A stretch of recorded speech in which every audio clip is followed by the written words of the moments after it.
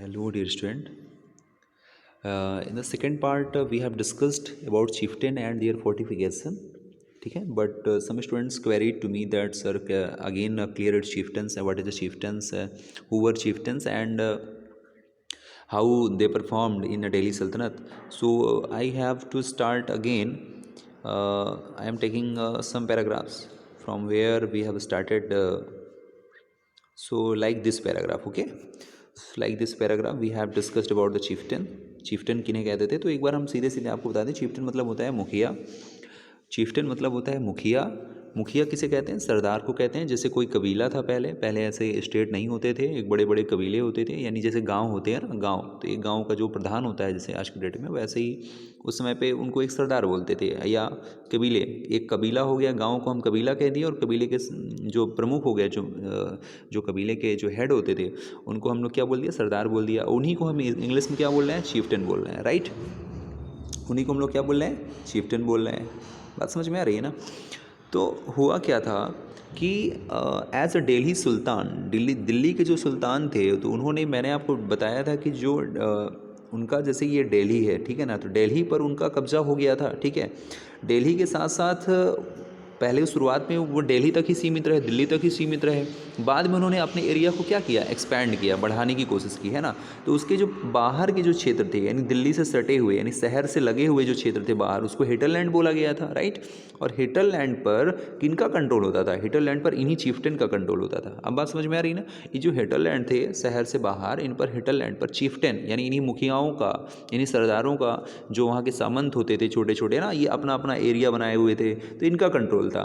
तो जब दिल्ली सुल्तान ने सोचा कि हमें अगर अपनी सल्तनत बढ़ानी है, हमें अपना राज्य बढ़ाना है, तो हमें पहले इन जो चीफ्टेन है इनको भी हटाना पड़ेगा रास्ते से, है ना। तो जो छोटे छोटे चीफ्टेन थे ना वहाँ पे, छोटे छोटे स्टेट को लेकर, छोटे छोटे राज्य को लेकर, यानी एक राज्य नहीं कहेंगे उनको, छोटा छोटा एरिया था उनका, उस पर जो चीफ्टेन बने हुए थे ना, उनको वहाँ से उन्होंने भगाया, ठीक है ना। और भगाया ना, भगाने के साथ साथ में जो नहीं भागे, मतलब उनको कहा गया कि आप दिल्ली सुल्तान की जो है क्या करेंगे? आप हुकूमत स्वीकार करेंगे, ठीक है, आप एक्सेप्ट करेंगे, आप हमारी अथॉरिटी को क्या करेंगे? एक्सेप्ट करेंगे, और हम जो बोलेंगे आपको वही करना पड़ेगा, ठीक है। तो अब जो पहले से ही, मान लीजिए आप खुद सोचिए, जो जिसका कब्जा पहले से जिस ज़मीन पर होगा, अगर आप उसको भगाएंगे तो खुश थोड़ी रहेगा, ठीक है ना, उसको प्रॉब्लम तो होगी ही ना। लेकिन बहुत सारे लोगों ने क्या किया? उनकी हुकूमत उनको माननी पड़ी, क्योंकि उनके पास इतनी बड़ी सेना नहीं थी, ठीक है। तो जो हिटरलैंड का एरिया था, वहीं पर चीफ्टेन भी थे जिनका कब्जा था, ठीक है। और हिटरलैंड के जब बाहर हम बात किए थे, हिटरलैंड के जब बाहर, यानी कि दिल्ली सल्तनत के आसपास जो क्षेत्र है, नॉर्थ का पूरा क्षेत्र है, वो तो उन्होंने कब्जा कर लिया था। यानी हिटरलैंड का जो पूरा एरिया था, वो तो उनको इंटरनल फ्रंटियर के नाम से जाना गया। ये तो मतलब शहर के बिल्कुल पास वाला इलाका है, तो इंटरनल फ्रंटियर है। लेकिन शहर से बहुत दूर, यानी अलग साइड पे, साउथ साइड पे जब हम जा रहे थे, तो उसको हम लोग क्या बोले थे? एक्सटर्नल फ्रंटियर बोल रहे थे। क्या बोल रहे थे? External frontier. यानी कि साउथ पर भी आपने देखा कि साउथ पर सबसे पहले कौन सा, दिल्ली सल्तनत का कौन सा सुल्तान जा रहा था? अलाउद्दीन खिलजी। अलाउद्दीन खिलजी ही था जो सबसे पहले साउथ की ओर गमन करता है, ठीक है ना, जाता है।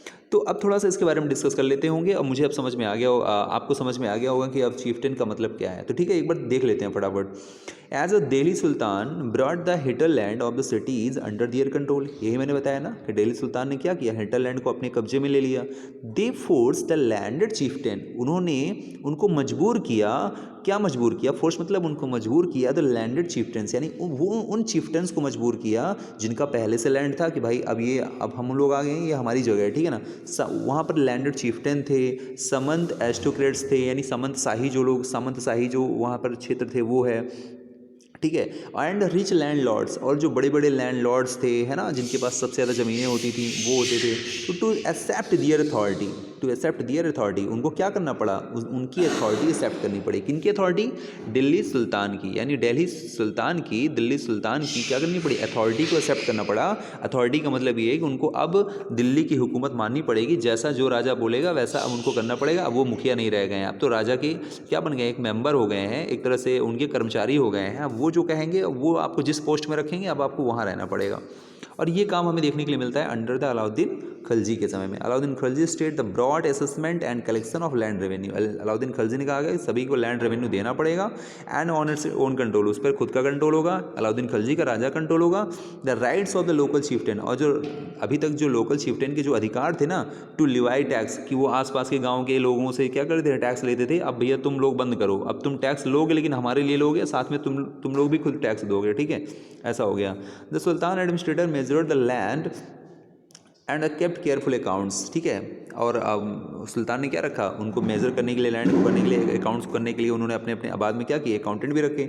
सम of the old chieftain and landlords serve the sultanate as a revenue collectors, उन्होंने रेवेन्यू कलेक्टर के रूप में उन्होंने काम किया। कि उन्होंने चीफ्टन को नौकरी दी गई कि भाई तुम हमारे रेवेन्यू कलेक्टर के रूप में काम करोगे, ठीक है। जो लैंड लॉर्ड थे उनको भी रेवेन्यू कलेक्टर के रूप में काम दिया। रेवेन्यू कलेक्टर का मतलब ये कि रेवेन्यू कलेक्ट करने वाला, यानी कि राज्य में, लैंड में जो कुछ भी, जहाँ से जितना भी रेवेन्यू आ रहा है, टैक्स आ रहा है, लोग जमा कर रहे हैं, उसको कलेक्ट करने की जिम्मेदारी तुम्हारी है। तुम कलेक्ट करके हमें बताओगे कितना रेवेन्यू आया, ठीक है। And there were 3 types of tax, और टैक्स मैंने आपको बता ही दिया था कितने टाइप से टैक्स लिया जाता था। ऑन द कल्टीवेशन आर्ट कल्ट, खराज, खराज नाम का टैक्स लिया जाता था। खराज क्या होता था, खेती में जितना भी पैदा हो रहा है उतना आपको 50% आपको राजा को देना है। जैसे मान लीजिए आपके पास, अगर आपने किसी किसान ने खेती किया, उसके पास अगर 10 क्विंटल अगर गेहूँ हुआ है, 10 क्विंटल गेहूँ, चावल है ना, राइस जो भी हो रहा है, तो उसका जो 5 क्विंटल है वो आप किसको दोगे, राजा को दोगे। सेकंड में आपने देखा था कि वो कई प्रकार से टैक्स लेते थे। केवल जो प्रोडक्शन हो रहा था, जो प्रोडक्ट हो रहा था, यानी खेती से रिलेटेड, कल्टीवेशन से रिलेटेड, केवल उस पर डिपेंडेंट नहीं थे। कैटल से भी, अगर आपके पास मवेशी बहुत ज़्यादा हैं, जानवर बहुत ज़्यादा हैं, तो आप वहाँ से भी टैक्स दोगे, है ना। ऑन हाउसेज, हाउस के भी टैक्स दोगे। आप अगर घर बनवा रहे हो तो अब जो भी घर बनवाओगे आप उसका टैक्स देखो। So it is important to remember that large parts of subcontinent remain the outside of control of Delhi सुल्तान।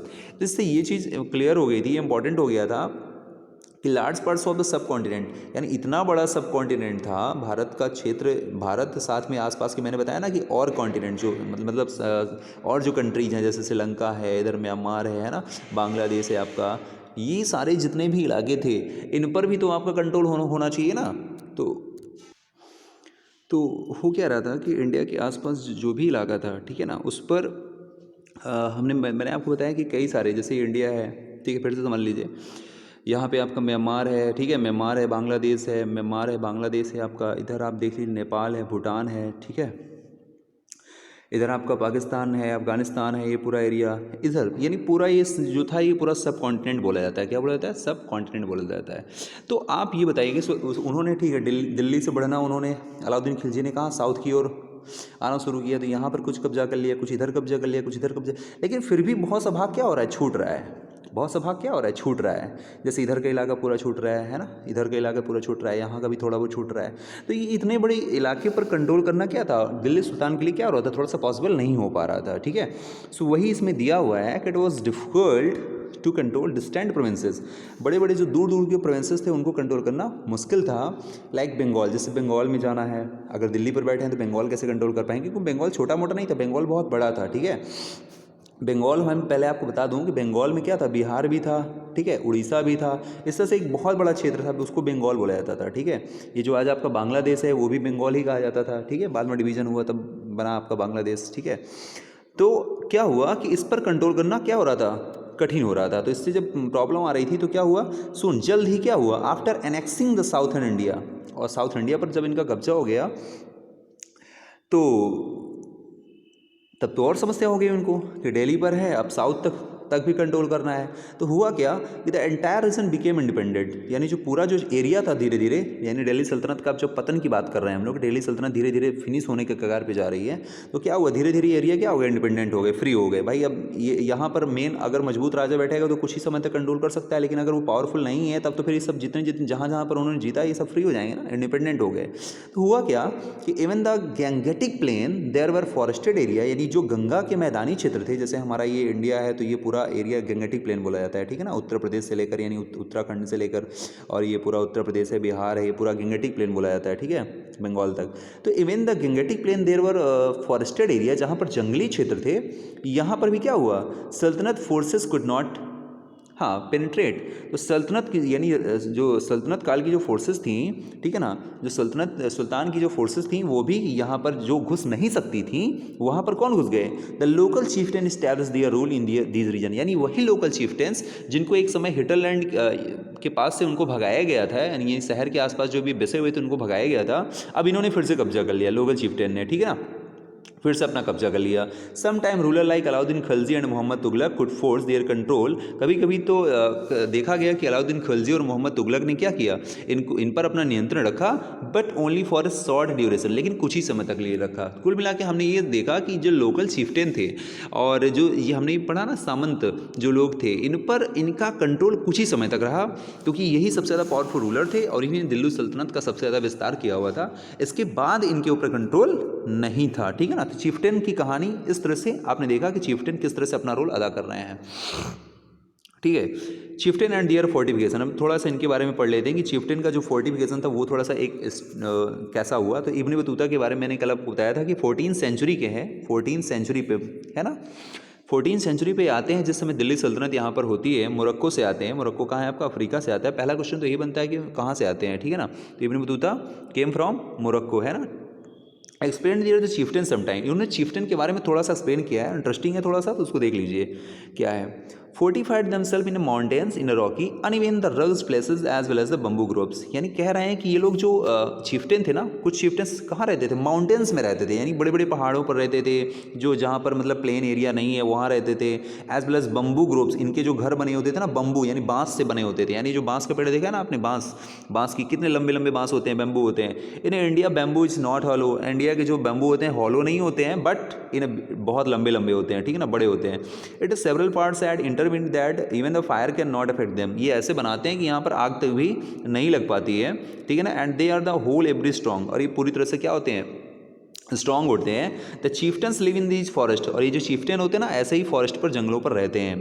क्यों रहते हैं? सिक्योरिटी के लिए, जिससे हमारे ऊपर कोई अटैक न कर पाए, हम बिल्कुल सुरक्षित रहे हैं ना। यहाँ पर आने के लिए ही, अब यहाँ पर आने से पहले 10 बार लोग सोचेंगे यहाँ कहाँ जा रहे हैं हम लोग, ठीक है, लेकिन बट ये लोग वहाँ पर अपना आशियाना बना के रहते थे। विच सर्व देम एज रामपार्ट्स, और रामपार्ट्स का मतलब यहाँ पर किले की दीवार से है कि उनका जो किले की दीवार थी वो बहुत ही मजबूत होती थी, ठीक है ना, उस पर वो काम करते थे। इनसाइड विच देयर कैटल, और उसके अंदर ही अब पशुपालन का भी काम करते थे, कैटल का भी काम कर लेते थे। एंड दियर क्रॉप्स का भी काम करते थे, फसलें भी उगा लेते थे।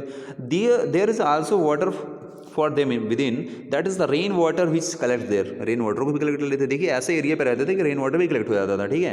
Hence they can not be subdued except by the power आर्मीज, और इनका रहने का सीधे सीधे रीजन था कि वो स्वतंत्र रहना चाहते थे, इसलिए they can not be subdued, इसलिए उनको सबड्यूड नहीं किया गया, वो किसी के अधीन नहीं रहे, except by the powerful army. अगर कोई बहुत बड़ी पावरफुल आर्मी अगर आ गई है तब तो फिर इनके ऊपर कंट्रोल बन जाता था, लेकिन नॉर्मली इनके ऊपर कंट्रोल नहीं बना सकते थे, ठीक है ना।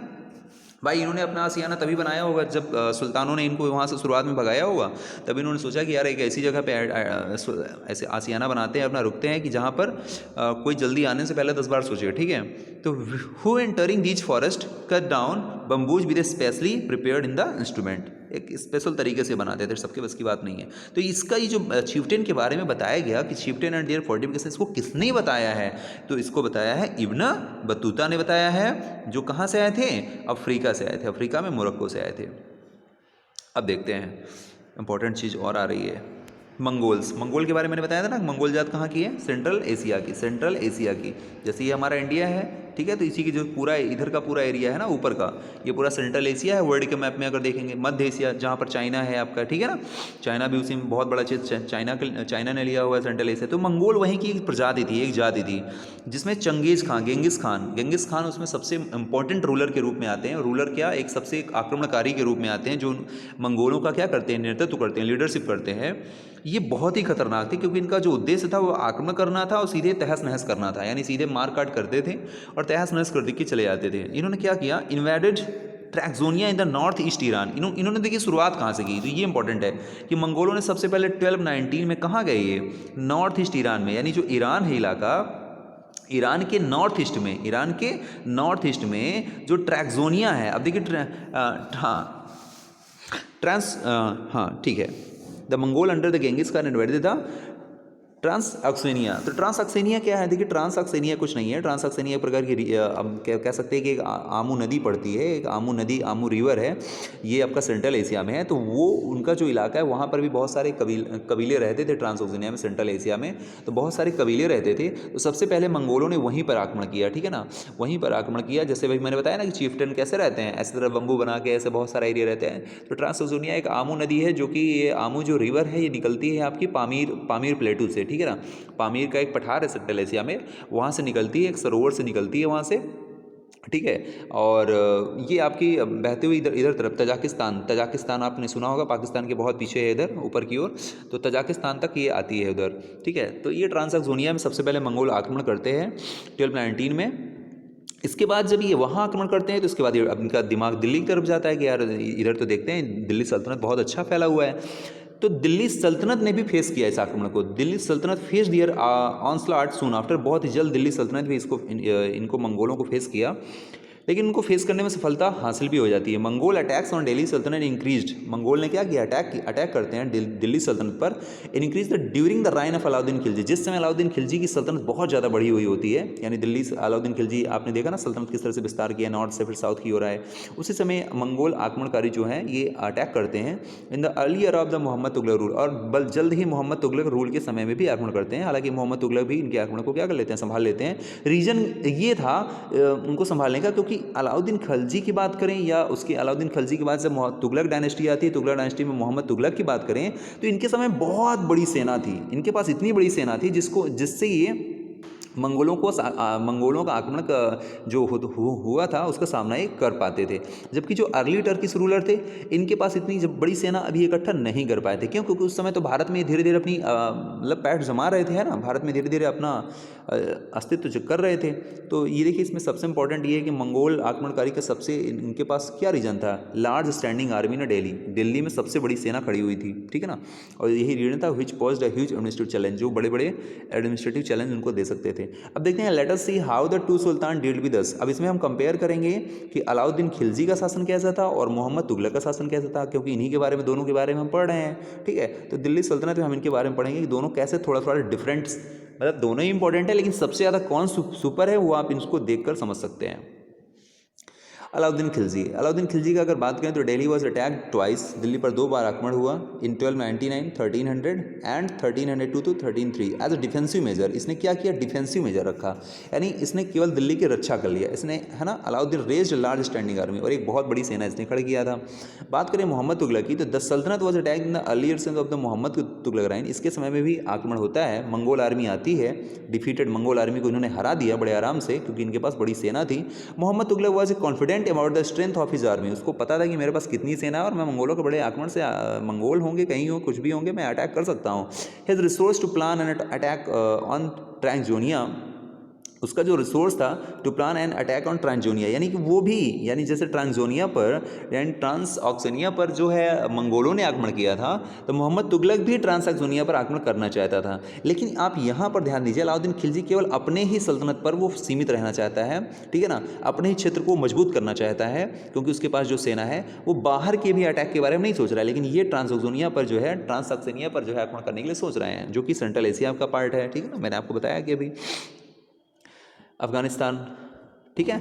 ही therefore raised a large standing army, और उसके पास भी, तो इस तरह से हमें ये पता चल गया कि इसने, अलाउद्दीन खिलजी का डिफेंसिव मेजर था, जबकि इनका अटैकिंग मेजरमेंट निकल के आता है। तो एक डिफरेंस ये समझ में आ गया, पहला फर्स्ट डिफरेंस तो ये था। सेकंड डिफरेंस क्या है, Alauddin constructed a new garrison town, Alauddin ने क्या किया, एक नया गैरिसन टाउन इस्टेब्लिश किया हुआ था। गैरिसन टाउन जहाँ पर राजा रहता है, उसकी कुछ सेनाएं रहती हैं और बहुत से मुख्य लोग रहते हैं, यानी राजा का मुख्य भाग, सेंट्रल एडमिनिस्ट्रेटर, सेंटर कह सकते हैं उसको आपको, नेम्ड सीरी, तो उसका नाम था सीरी। याद रखिएगा, एग्जाम में पूछा गया क्वेश्चन है कि अलाउद्दीन खिलजी ने कौन से गैरिसन टाउन का निर्माण किया, तो एक सीरी, तो सीरी का नाम याद रखिएगा, हिज सोल्जर, जहाँ उनके सोल्जर रहते थे।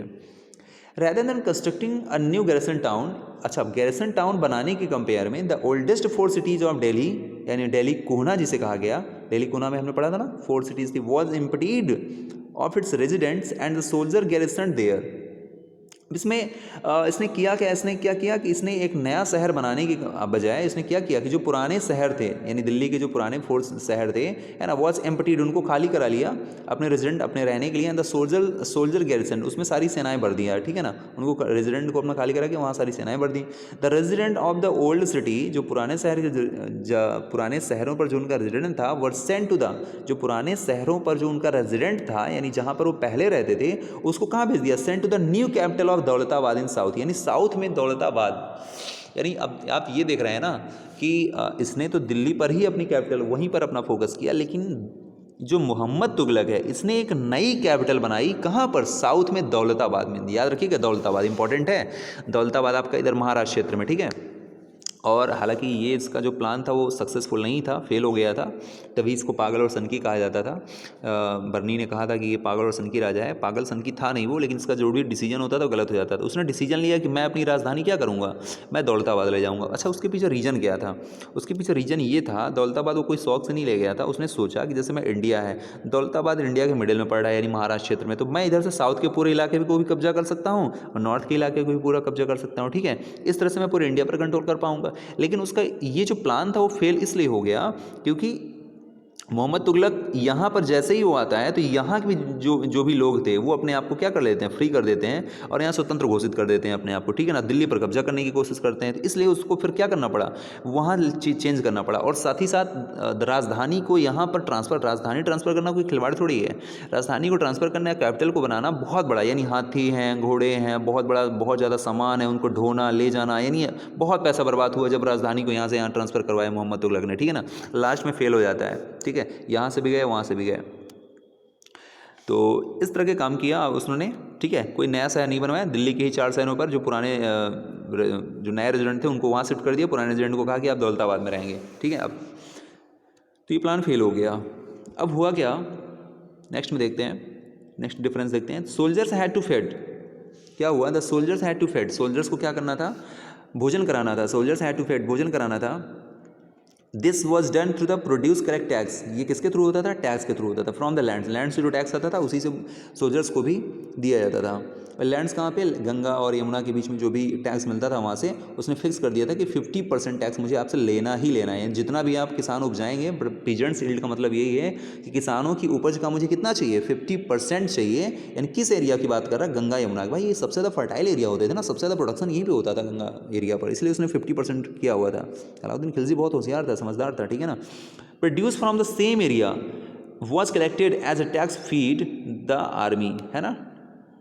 इसने क्या किया, produce from the same area, इसने भी उसी एरिया पर क्या किया, was collected tax to the feed the army, इसने भी वही काम किया, आर्मी को फीड कराने के लिए इसने भी टैक्स का सहारा लिया। But to meet the expenses of maintaining such a large number of soldiers, क्या किया कि जो लार्ज नंबर जो सोल्जर्स को मेंटेन करने में जो इतना ज़्यादा जो खर्च हुआ ना, the sultan levied additional tax, sultan ने क्या किया, जो एडिशनल टैक्स था वो लेना शुरू कर दिया। भाई इसने बता दिया कि मुझे 50% टैक्स चाहिए, लेकिन ये 50% टैक्स के अलावा भी बहुत सारे टैक्स लेना शुरू कर दिया।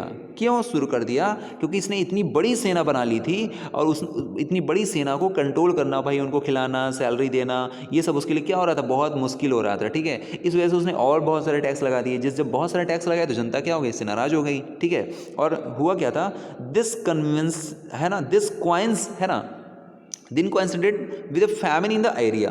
क्या हुआ था, इसमें थोड़ा सा स्टोरी है। स्टोरी ये है कि इसने क्या किया था, इसने कहा था कि मुझे आर्मी को क्या करना है, अपनी को मेंटेन करना है, एक बड़ी सेना है। तो इसने सोचा कि मैं और भी टैक्स लेना शुरू कर दूं। और इसने टैक्स के बदले में किया क्या था, उसने कहा था कि जो भी जो इसके राज्य में छोटे छोटे जो मतलब कॉइन्स बनाए गए थे ना, इसने जो नॉर्मल मेटल होते हैं ना, तांबे के, है ना, और बहुत सारे इन्हें नॉर्मल जो मेटल होते हैं उनके इन्होंने सिक्के बनाना शुरू कर दिया। और उसी सिक्कों को क्या कर दिया, मार्केट में सप्लाई करवा दिया। जब लोगों ने देखा कि अरे ये राजा के यहाँ से सिक्के आ रहे हैं, तो लोगों ने सोचा कि ये सिक्के तो हम लोग अपने घर में ही बना सकते हैं। तो लोगों ने क्या किया, हर घर में एक एक छोटी छोटी फैक्ट्री हो गई और लोगों ने अपने घरों में ही सिक्के बनाना शुरू कर दिया। लोगों ने सिक्के बनाने से शुरू कर दिया क्योंकि राजा को बहुत ज़्यादा टैक्स देना था। तो राजा को टैक्स देना था, तो राजा ने कहा भी था कि आप अपने यहाँ से जो भी आपके यहाँ जो कुछ भी है आप मेरे यहाँ ले आइए, उसके बदले में आपको दूसरे सिक्के दे सकता हूँ, ठीक है। या जो भी आपके टैक्स हैं आप मुझे सिक्कों में दे सकते हैं। इन्होंने इन्होंने क्या किया, इन्होंने घर में सिक्के बना बना कर यहाँ पे राजा के यहाँ कोष में क्या कर दिया, जमा कर देगा, जमा कर देगा। जब जमा कर देगा तो राजकोष में इतने सिक्के भर गए, इतने सिक्के भर गए कि मतलब उसको लगा कि बहुत ज़्यादा, लेकिन बाद में पता चला कि ये तो सब लोकल हैं। ठीक है, लोकल भी लग रहे थे और साथ ही साथ उसको भाई वो सिक्के थोड़ी सब लोग खाएंगे, राजा सैनिकों को सिक्के थोड़ी खिलाएगा। अब इतने सारे सिक्के हो गए, जो टैक्स था इस प्रकार से जो टैक्स लेने का जो सिस्टम था वो भी इसका फेल हो गया, तभी तो उसको पागल और सनकी भी कहा गया था। ये इसका दूसरा रीजन था। ठीक है, नेक्स्ट था the soldiers had to paid Alauddin choose to pay soldiers salaries in cash. ये सोल्जर्स को क्या देता था, कैश में सैलरी देता था। ये इंपॉर्टेंट है कि सबसे पहले दिल्ली सल्तनत में कैश में सैलरी देना किसने शुरू किया, तो कैश में सैलरी देना किसने शुरू किया, अलाउद्दीन खिलजी ने ही शुरू किया था। ठीक है, रैदर देन इक्ता, इक्ता के बदले। अच्छा, इक्ता कौन दे रहा था, इक्ता दे रहा था इल्तुतमिश। इक्ता की शुरुआत किसने किया था, इल्तुतमिश ने किया था। इल्तुतमिश जो अर्ली टर्किश रूलर था दिल्ली सल्तनत का सुल्तान, उसने क्या किया कि वो सैनिकों को क्या देता था, कोई ज़मीन का छोटा सा टुकड़ा दे देता था, बोलता था ठीक है आप इतने के मालिक हो, आप एक साल मेरे यहाँ काम करो, मैं आपको ये ज़मीन का टुकड़ा दे दूंगा। तो वो एकता हो जाता था, यानी ये एरिया आपका हो जाएगा और यहाँ पर जो कुछ भी उपज हो रही है वो आपका हो जाएगी, ये एकता होता था। लेकिन अलाउद्दीन खिलजी ने कहा नहीं, ये सिस्टम नहीं दूंगा मैं। अलाउद्दीन खिलजी कहा मैं आपको सैलरी दूंगा। क्या दूंगा, सैलरी दूंगा। तो ये सैलरी शुरू करने के नाम से भी जाने जाते हैं कि सबसे पहले इन्हें दिल्ली सल्तनत में क्या की, सैलरी शुरू की। The soldiers would buy their supplies from the merchants in Delhi and it was thus feared that merchants would raise their prices. लेकिन उनको ये था कि सैलरी तो मिल रही है, लेकिन soldiers would buy their supplies, जो भी सप्लाई सोल्जर्स को खरीदनी होगी from the merchants in Delhi, Delhi में। इट वाज दस, उसमें ये था कि फियर्ड, वो डरे हुए थे कि the merchants would raise their price, कि जो व्यापारी हैं वो क्या कर देंगे, अपना रेट बढ़ा देंगे कि हमें सैलरी आ रही तो हमें भाई व्यापारियों को पैसा कहाँ से मिलेगा, जो सैनिकों को सैलरी मिल रही है, जिनको पैसे मिल रहे हैं वो जब उनको देंगे तभी उनको कुछ ना कुछ सामान मिलेगा। तो मर्चेंट्स ने क्या किया, मर्चेंट्स ने धीरे धीरे प्राइस बढ़ाना शुरू भी कर दिया था अलाउद्दीन खिलजी के समय में।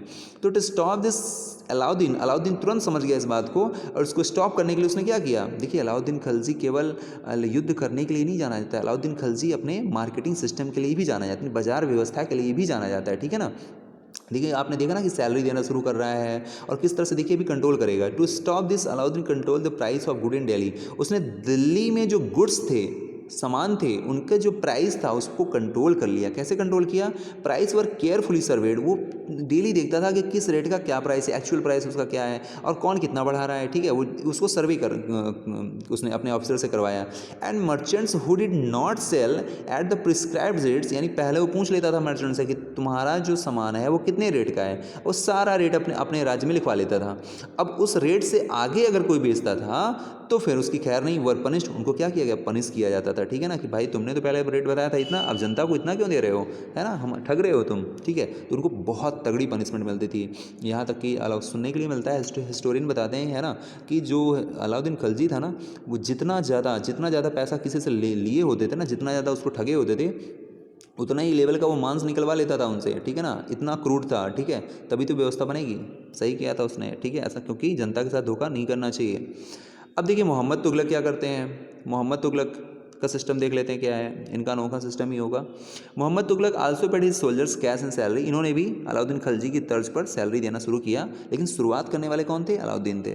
But instead of controlling price, इसने प्राइस को कंट्रोल करने के बजाय क्या किया, ही यूज ए टोकन करेंसी। यही बात जो मैंने आपको यहाँ बताई ना, वो बात यहाँ से ज़्यादा बिलोंग कर रही है ना, सिक्के बनाने वाली वो यहाँ उसने एक टोकन बनाया था। ठीक है ना, टोकन करेंसी बनाया था, somewhat like present day paper currency, क्योंकि कुछ हद तक जो प्रेजेंट डे पेपर करेंसी थी ना, but of the cheap of metals, not gold की तो नहीं थी। ठीक है, एंड द सिल्वर की भी नहीं थी, इसलिए सस्ती पड़ रही थी। People in the 14th century में हुआ क्या, did not trust these coins, उस पर कोई विश्वास नहीं किया इस कॉइन्स पर। दे वर वेरी स्मार्ट, वो बड़े स्मार्ट थे। They saved their gold and silver coins and paid all their taxes to the state with the token this currency, यानी लोगों ने अपने गोल्ड और सिल्वर अपने घरों में रखे, बाकी सब ये करेंसी जो है उनको वहाँ जमा करते गए। This cheap currency could also भी, है ना, काउंटर फिटेड ईजिली। अब उससे क्या हो गया, काउंटर फिट ईजिली हो गया, यानी कि धीरे धीरे क्या हो गया, वो मतलब पूरी तरह से एक व्यवस्था क्या हो गई, चौपट हो गई उसकी, है ना भाई। उन राजा के पास जो उसने टोकन बनाए वो टोकन सभी लोग अपने से स्वयं बना पा रहे हैं ना, तो इसलिए वो गोल्ड और सिल्वर को सेव कर लेते थे, बाकी टोकन जमा करते जा रहे थे। यहाँ पे देखिए इसके समय पे क्या गया था, इसके इसी व्यवस्था देखिए फैमिन एक वर्ड आया है। फैमिन का मतलब होता है अकाल पड़ गया था, भुखमरी हो गई थी। ठीक है ना, लोग परेशान हो गए थे मोहम्मद तुगलक से। लास्ट है Alauddin administrative measures were quite successful and chronicles praised his reign his reign for its cheap price and efficient supply of good in the market. He successfully withstood the threat of Mongol इन्वेशन। ठीक है, इस तरह से आप इसको समझ सकते हैं कि कितना सक्सेसफुल था वो। क्रॉनिकल जो थे हिस्टोरियंस, उन्होंने इसकी शासन की क्या की थी, राइन की प्रशंसा की थी। अलाउद्दीन खिलजी का जो प्रशासन था बहुत अच्छा था, चीप प्राइस, सस्ते सब सामान मिलते थे, एफिशिएंट सप्लाई ऑफ गुड की सप्लाई बहुत अच्छी होती थी मार्केट में। He successfully withstood the threat of Mongol invasion, और मंगोलों के भय से मुक्त रखता था ये लोगों के। ठीक है ना, मंगोल इसके समय पर आक्रमण करने से हिम्मत नहीं करते थे। मोहम्मद तुगलक का जो एडमिनिस्ट्रेटिव मेजर है वॉज फेल्योर, ये फेल माना गया। ठीक है ना। हिज कैंपेन इनटू कश्मीर, क्यों, क्योंकि इसका एक और इनकी उपलब्धि देख लीजिए क्या किया इन्होंने। कश्मीर में कैंपेन किया था, यानी सेनाएं भेजी थी। वॉज अ डिजास्टर, जो क्या हुआ, बहुत बुरी तरह से वहाँ भी इसका ये कैंपेन फेल हो गया, है ना। He then give up his plans to invade the Transoxiana, उसने क्या किया, उसने फिर ट्रांसोनिया पर जो उसने प्लान किया था ना कि मैं आक्रमण करूंगा, उसने उस प्लान को ही छोड़ दिया। ही डिसबैंडेड हिज लार्ज आर्मी, उसकी जो बहुत बड़ी सेना थी वो डिसबैंड हो गई, क्योंकि सेनाओं को रख ही नहीं पा रहा था। ठीक है। मीनवाइल इसका मतलब हुआ कि इस एडमिनिस्ट्रेटिव मेजर, जो उसका एडमिनिस्ट्रेटिव मेजर था, क्रिएटेड कॉम्प्लिकेशन, बहुत ज़्यादा कॉम्प्लिकेशन, टफ हो गया था। The shifting of a people to Daulatabad, और दौलताबाद में जो शिफ्ट कर रहा था ना अपनी कैपिटल, वॉज रिजेंटेड, पूरी तरह से फेल हो गया। रेजिंग ऑफ टैक्स, जो टैक्स धीरे धीरे बढ़ रहे थे, एंड टैक्स का बढ़ना, है ना, and famine in the Ganga Yamuna belt, और गंगा यमुना जैसे क्षेत्र पर जहाँ पर सबसे ज़्यादा प्रोडक्शन हो रहा था वहाँ भी ये फेल हो गया। Led to the wide spread rebellion, बहुत बड़ा विद्रोह हो गया, लोग आक्रोशित हो गए, इससे नाराज हो गए। And finally the token currency had to be recalled, और फाइनली फिर क्या हुआ, token currency had to be recalled, फिर से उसको रिकॉल किया गया। ठीक है।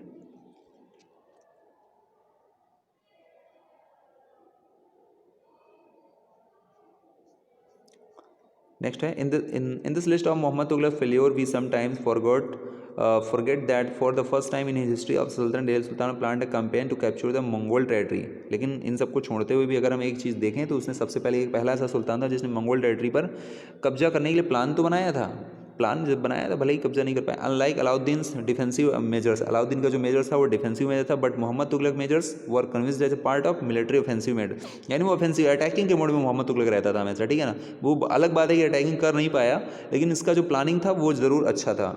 लेकिन बात करें इनकी तो डिफेंसिव मेजर था। ये दोनों में भी एक बहुत बड़ा डिफरेंस जो लास्ट में एक सारांश में दिया है उसको भी आप पढ़ लेंगे। देखिए शायद ही लास्ट पैराग्राफ है आपका, द सल्तनत इन 15 और 16 सेंचुरी। अब होता क्या है कि 15 सेंचुरी की बात आ रही है और 16 सेंचुरी की बात आ रही है, तो 15 और 16 सेंचुरी में कौन आएगा भाई, 15 सेंचुरी में आएंगे इधर से आपके, यानी 16 सेंचुरी में आपके आएंगे बाबर से मुलाकात होगी आपकी। ठीक है ना, हुमायूं से मुलाकात होगी। हालांकि इसमें इतना एक्सप्लेन दिया नहीं है, वो आपका नेक्स्ट चैप्टर में आपको पढ़ने के लिए मिलेगा।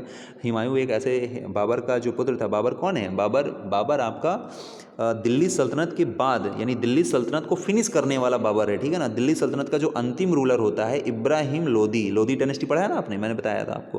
तो इब्राहिम लोदी को मारकर बाबर यहाँ पर क्या करता है, मुगल डायनेस्टी इस्टेब्लिश करता है, यानी मुगल साम्राज्य स्थापित करता है, जिसका पहला राजा कौन माना जाता है, बाबर माना जाता है। और ये अपने आप को बादशाह कहलवाना पसंद करते थे, यानी दिल्ली सुल्तान कहलाना पसंद नहीं करते थे, बादशाह कहलवाना पसंद करते थे। ठीक है ना, कि हम बादशाह हैं। और फिर बादशाहों में बाबर के बाद फिर नाम आता है हुमायूं का नाम आता है ना। हुमायूं के बारे में आपने सुना ही होगा। और क्यों, क्योंकि हुमायूं का पुत्र ही कौन है, अकबर है। ठीक है। अब बात करते हैं थोड़ा सा इसकी। Take a look at the table again, you will notice that after table 1 तो आपने देखा ये है ना। You will notice that after the Tughlaq के बाद अगर देखा जाए, यानी तुगलक डायनेस्टी के बाद देखा जाए तो जो सैयद है, लोदी है, ये जो डायनेस्टी है rule from Delhi and Agra until 1526। कब तक शासन किया, 1526। ये डेट याद रखिए, बहुत इंपॉर्टेंट डेट है। क्यों, क्योंकि 1526 में इब्राहिम लोदी को क्या कर दिया गया था, मार दिया गया था। और यहाँ पर मुगल साम्राज्य यानी Mughal dynasty, Mughal empire establish हो जाता है। By then Jaunpur Bengal, Malwa, Gujarat, Rajasthan, entire south India had independent ruler. यहाँ पर सब छोटे छोटे रूलर बन गए। हु एस्टैब्लिश फ्लोरिशिंग स्टेट, आप जानते हैं चीफ्टन तो पहले से ही लगे हुए थे, अब रूलर बन गए हैं, छोटे छोटे एरिया पर कब्जा कर लिया है। एंड प्रॉस्परस कैपिटल, उनकी समृद्ध राजधानियाँ हो गई थी। लेकिन अभी यहाँ पर एक सेंट्रल राजा नहीं हो रहा है, क्योंकि दिल्ली सल्तनत के बाद राजा की कमी खलेगी ना। दिस आल्सो, यानी तुगलक डायनेस्टी की बात करें तो जो इतनी सैयद डायनेस्टी थी ये इतनी ज़्यादा पावरफुल नहीं थी। लोदी डायनेस्टी भी इतनी ज़्यादा पावरफुल नहीं थी, लेकिन इब्राहिम लोदी हालांकि उसमें बहुत ज़्यादा पावरफुल रूलर था। इब्राहिम लोदी तो बहुत ही पावरफुल था, जिसने काफ़ी मतलब अटैकिंग युद्ध लड़ा था। ठीक है ना, बाबर से। लेकिन बाबर के पास तोपखाने पद्धति का आविष्कार हो गया था उस समय, यानी तोपखाना समझ रहे हैं ना आप, कैनन का आविष्कार हो गया था, कैनन का इन्वेंट हो गया था, जिसकी वजह से इतनी बड़ी बड़ी इन्वेंट आविष्कारों को लेकर वो आया था युद्ध में लड़ने के लिए। उनके पास तो नॉर्मली सेना ही थी इब्राहिम लोदी के पास। ठीक है, इस वजह से वो हार जाते हैं। तो this was the period which saw the emergence of new ruling groups like the Afghan and Rajput. Some of the state establish in this period were small but powerful, extremely well administrated. अब आप देखेंगे इसमें कि जो एस्टैब्लिश उन्होंने क्या किया, आगे देखेंगे। शेर शाह सूरी का नाम आता है यहाँ पे, इनको याद रखिएगा, शेर शाह सूरी। ये शेर शाह सूरी के बारे में थोड़ा सा आप ये समझ लीजिए कि शेर शाह सूरी वो अफगान शासक हैं जिन्होंने हुमायूं को, यानी भारत में उस समय हुमायूं शासक था, ठीक है, और ये अफगान शासक थे शेर शाह सूरी। तो इन्होंने शेर शाह सूरी जो थे, इन्होंने क्या किया, इन्होंने हुमायूं को हरा दिया था, ठीक है ना। हुमायूं को एक बार नहीं हराया था, 2 बार हराया था, ठीक है। इन्होंने हुमायूं को कितने बार हराया था, 2 बार हराया था। और हुमायूं को हराते हैं, हुमायूं डर के मारे क्या करते हैं, भाग जाते हैं। यानी हुमायूं को 2 बार दिल्ली की गद्दी पर बैठने का मौका मिलता है। पहली गद्दी पर बैठते हैं 1530, ये देखिए दिया भी है इसमें, 1530 टू 1540। और दूसरी बार जब 1540 के बाद जब ये 1540 में हार जाते हैं, फर्स्ट वॉर जो होता है हुमायूं और इनके बीच में, शेर शाह सूरी के बीच में, तो घमासान युद्ध होता है। इसमें हुमायूं अपनी जान बचा के भागते हैं और जंगलों में जाके रहते हैं। तभी वहाँ जिस राजा के यहाँ रहते हैं, एक हिंदू राजा था, जिस राजा के यहाँ रहते हैं वो उनको शरण देते हैं, और वहीं पर अकबर का जन्म होता है, ठीक है ना। तो अकबर का जन्म बाहर हुआ था, ठीक है। तो इस वजह से दोबारा जब शेर शाह सूरी की मृत्यु हो जाती है, इधर शेर शाह सूरी भी इधर अनफॉर्चुनेटली मर जाते हैं, ठीक है। कलिंजर में इनकी मृत्यु हो जाती है, ठीक है। एक प्रैक्टिस कर रहे थे तोप की कि कैसा चल रहा है कैसा नहीं चल रहा है, तो धोखे से जो है वो गलत दिशा में मूवमेंट होता है उसका, और शेर शाह सूरी की जान चली जाती है, ठीक है। शेर शाह सूरी की मरने की खबर जैसे ही हुमायूं को मिलती है तो फिर से दिल्ली गद्दी पर वो आ जाता है, ठीक है। और इस तरह से पूछा जाता है कि दिल्ली की गद्दी पर 2 बार किसने शासन किया, तो हुमायूं ने किया, ठीक है। तो शेर शाह सूरी के बारे में थोड़ा पढ़ लेते हैं। शेर शाह सूरी जो जिनका शासन जो था वो कब से कब तक आता है, ये देखिए दिया है 1540 टू 1545। स्टार्टेड हिज कैरियर, उसने अपना कैरियर स्टार्ट किया as a manager of a small territory on his uncle in Bihar. Bihar से स्टार्ट किया, बिहार में उनके जो अंकल थे वहाँ पर ये छोटे छोटे क्षेत्रों पर, एरिया पर रहते थे। Eventually challenged and defeated the Mughal emperor, ठीक है ना। और उसने चैलेंज किया मुगल एम्परर, यानी मुगल शासकों को उस समय चैलेंज करना बहुत कठिन काम था। अब मैं दिल्ली सल्तनत के आगे की बात कर रहा हूँ, ध्यान दीजिएगा, दिल्ली सल्तनत की मैं आगे की बात कर रहा हूँ, ठीक है ना। ये दिल्ली सल्तनत बिल्कुल फिनिश हो चुका है यहाँ से, ठीक है। अब दिल्ली सल्तनत के आगे की बात चल रही है, यानी बाबर के आगे की बात चल रही है। हुमायूं मुगल काल में भी सेकंड जो रूलर है उसकी बात मैं कर रहा हूँ, ठीक है। तो challenge and defeated the Mughal emperor Humayun. 1530 to 1540 एक पहला शासन था उनका, 1555 टू 1556। तो Sher Shah capture the Delhi, establish his own dynasty. Aldous the सूर डायनेस्टी, जो सूर डायनेस्टी मतलब शेर शाह सूरी की बात कर रहा है, सूर dynasty ruled only for 15 year. अगर आपसे पूछा जाए कि सूर डायनेस्टी कितनी थी, 15 ईयर्स शेर शाह सूरी। क्यों, क्योंकि 1540 टू 1555 रहे। It introduce administration and borrowed elements and from Alauddin Khilji. याद रखिएगा, अलाउद्दीन खिलजी का जो शासन था उससे भी उसके शासन को इसने अपनाया शेर शाह सूरी ने, और उससे भी अच्छा शासन देने की कोशिश की। And made them more efficient, ठीक है ना, और उससे भी ज़्यादा प्रभावशाली रही है। शेर शाह एडमिनिस्ट्रेशन, जो शेर शाह का जो एडमिनिस्ट्रेशन था, became the model followed by the great emperor Akbar. अब देखिए हो क्या रहा है, पहले अलाउद्दीन खिलजी के कुछ मॉडल कौन फॉलो कर रहा है, शेर शाह सूरी फॉलो कर रहा है। हालांकि शेर शाह सूरी मुगल शासक नहीं था, लेकिन फॉलो कर रहा है क्योंकि उसने हुमायूं को हरा दिया था, 15 ईयर्स तो शासन किया है उसने।